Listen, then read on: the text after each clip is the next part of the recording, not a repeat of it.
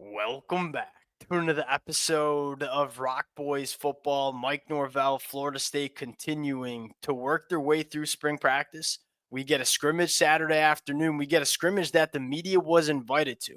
And so we got a lot to talk about in terms of players that are generating some buzz, in terms of players that are starting to separate themselves and say, hey, I'm going to be a difference maker for this football team going into 2025.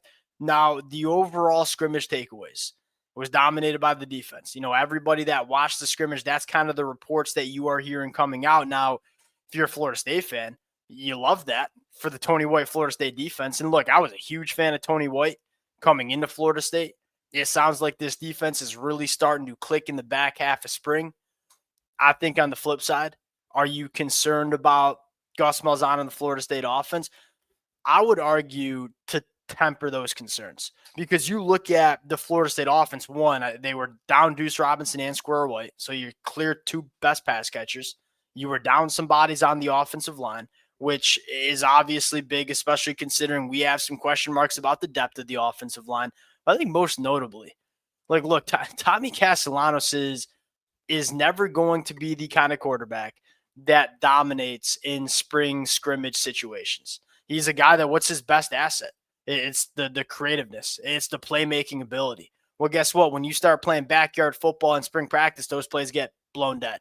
And so there's a lot of new. You got a new offensive coordinator. You got a new quarterback. You got some guys banged out along with the quarterback that is just not the play style is not really built to thrive in scrimmage situations. He's a gamer. He's meant to thrive on Saturdays. And so yeah, you might have some concerns on offense, and we're going to talk about some of those concerns coming up. But I wouldn't be overly concerned because this is not an offense that I would expect to light it up during the spring scrimmage. Want to get into some difference makers, specifically on the defensive side of the football before we do, and as always, the Florida State fans, can't thank you guys enough. It's been really fun talking this football team over the last couple of weeks. There's a lot of new. There's a lot of change. We've had a lot to talk about. The amount of support y'all have shown the fellas over the last couple of weeks in the months of February and March and April, that stuff means the world to the boys. Appreciate you guys. If y'all do enjoy the content, consider subscribing to the channel. Without further ado, let's get into it. And I want to start with this defensive line. They hit on these defensive line transfer additions. And I think the storyline here is there was a little bit of a change in strategy in terms of what kind of players we want to bring into this football program. Number one, there was a big emphasis on proven production. Gone are the days where Florida State wants to go pay a guy like Marvin Jones Jr. a ton of money to come to Florida State with not a ton of production. Last year, Florida State, I feel like, focused on some flashy names that they brought in. This year with this new staff, they kind of focused on give me some substance. Give me some guys that, might have not been 5 stars coming out of high school, might be playing at the G5 level as of now, but guys that we know have played really good football. And it sounds like Deonte McCray, it sounds like the Monte Diggs have come in and been some of the more reliable defensive linemen that you see on this football team. That's huge. And I think the second thing to note is these guys were exceptional fits for the Tony White defense. That odd front that you're kind of moving guys from the interior to the edge. Like Deonte McCray, DeMonte Diggs, those are guys that they can play the 3-tech. They can play out there on the 5. They were perfect fits from a schematic standpoint as well. And so it sounds like you hit on the football players. They're fitting into the Tony White defense. And I think the other fascinating conversation about the defensive line is, the additions of Deonte McCray, the addition of a guy like DeMonte Diggs, they raised the floor of this team. They're probably not going to be top 50 NFL draft picks, but they're going to be solid guys on this defensive line. Well, guess what? You have the ceiling players too. Darrell Jackson going into 2025, there's not many defensive linemen that are more physically gifted than Darrell Jackson going into 2025. And with Terrence Knighton coming in, who I think is a dynamite defensive line coach, I can't wait to see what Darrell Jackson looks like in 2025. I would argue a guy like KJ Sampson has a very high ceiling and a guy that is starting to emerge in spring practice this year. What about Amari Williams? He arguably has the highest ceiling on this Florida State defensive line. It's a nice blend between substance and proven production. Guys like Deonte McCray and guys like DeMonte Diggs, But then you also have some guys in Amari Williams or KJ Sampson or Daryl Jackson that have the opportunity to really give this unit a high ceiling too. That's the blend that I think you want on the defensive line. I think that's what you're getting from Florida State later on in the spring practice window. Number two, linebacker room is solid. And the linebacker room being solid, I think Florida State fans would take that 100% of the time. Now, the biggest difference to me is coaching. I mean, Tony White knows how to coach linebackers. It is night and day from what you had in the 2024 season. I think you can say that throughout the whole entire coaching staff. It's a complete revamp, in my opinion, a complete upgrade. Elijah Herring's come in, and he's been your most solid linebacker in the room. Very similar to how we talk about Deontay McCray and Demonte Diggs. Look, Elijah Herring's probably not going to be a top 50 NFL draft pick, but he's a guy that played a ton of football. Not only at Memphis last year, but played a ton of football for Tennessee in 2023. This is a guy that you can put on the field, and he knows what he's doing. He's going to fit the run the right way. He's not going to miss a ton of tackles. You're hearing some really good things from Omar Graham and what he's looking like going into 2025. It's a combination of, hey, we brought in some guys that bring a little bit, some much needed, I would say, experience to the room. But we also have some guys that I think the coaching is going to benefit these guys in a massive way. And I think the last thing you want to say here is that the secondary is clicking. This is a unit that it's been one of the only units on Florida State where you've recruited the right way and you've developed it the right way. And I think there was a reason Florida State did not go to the transfer portal and make any additions, even though you lose guys like Fentrell Cypress and AZ Thomas, a couple of really good football players. And we don't need transfer portal additions because we like what we have in this room. And it sounds like that. The biggest thing I'm taking away is we're forcing turnovers, which is something we didn't do in the 2024 year. There was a lot of things that went wrong for Florida State. I think 6 turnovers all year is probably towards the top of the list. You're hearing really good things about Quindarius Jones. You're hearing really good things about a guy like Earl Little. You're hearing really good things about Jabril Rawls. You're hearing really good things about true freshman Shamar No. It's a big, fast secondary that's getting their hands on footballs. And Tony White, every time he takes a stand in the press conference, is talking about creating turnovers. Well, it sounds like you got a secondary that's getting their hands on a lot of footballs and creating the turnovers that Florida State needs. There should be growing optimism within this Florida State fan base around what this defense can be going into 2025. Now, going to the offense, I kind of want to dive into, maybe you do have some concerns. And again, what I want to state first is you were banged up on the offensive line. You were banged up with your 2 top pass catchers, Deuce Robinson and Squirrel White.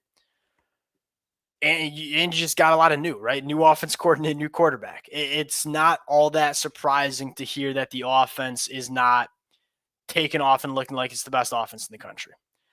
Concerned about the quarterback play, to me, this is something we've talked about a lot. I'm not all that concerned. You bring in Tommy Castellanos not because he's the most consistent thrower of the football. There's a large sample size of him being, kind of an up and down pocket passer. You bring him in because he fits the Gus Malzahn offense exceptionally well, especially with what they want to do running the football. And you bring him in because of the playmaking ability.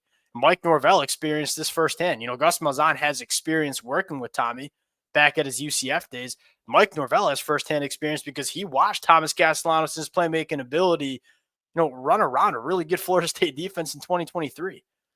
He's a guy that is not going to set the world on fire in spring. That's just not the kind of quarterback he is. He's a gamer on Saturdays that gets outside the pocket, that creates plays, that adds this element of playmaking ability to the quarterback position that Florida State did not have in 2024 with DJU. And I think the second conversation is Kevin Sperry, man.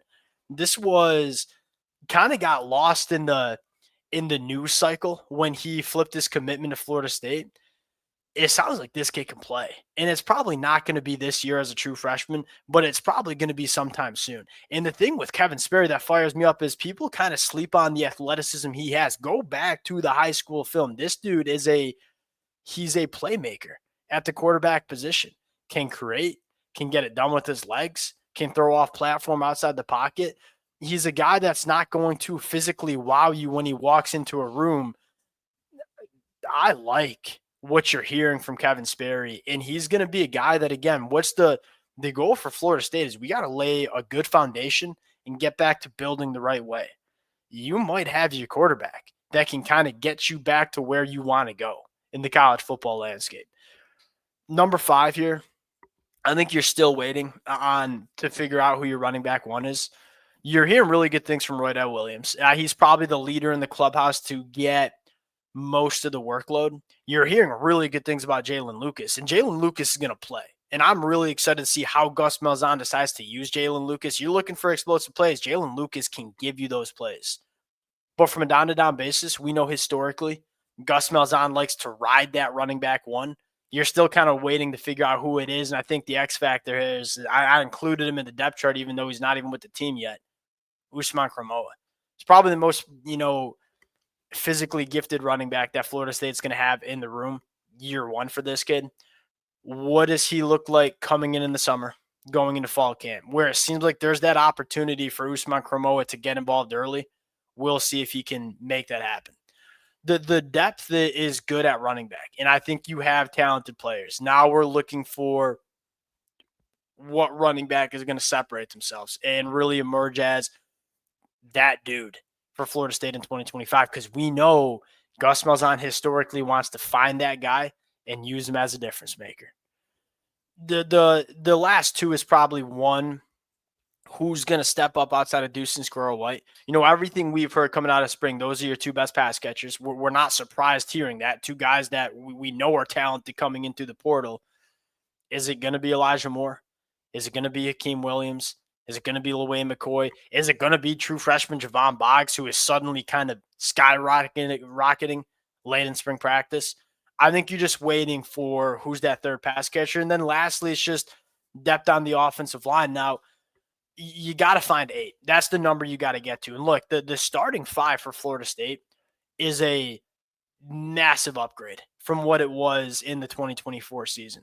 Now the question is, hey, if we get 1 or 2 guys getting banged up for a couple of weeks during the 2025 year, does this thing fall apart? You heard some good things from Manasi Atiti. You heard some good things from Jonathan Daniels. 2 guys going into year 2, blue chippers in that 2024 class. Can we get to 8 is probably the question. Can we get to 8 guys that we trust to play high-quality football? Because I know we're at 5 right now. I know we're at 5 because we know it. We've seen these guys play solid offensive line, that starting 5 that we see. Who's 6, 7, 8 is probably the question that we want to see get answered, and it sounds like you're still trying to find that during spring practice. We'll close it out there. Appreciate you guys rocking with it again. To the Florida State fans, it's been a blast. The amount of support y'all have shown the boys has been amazing. If y'all do enjoy the content, consider subscribing to the channel. Later.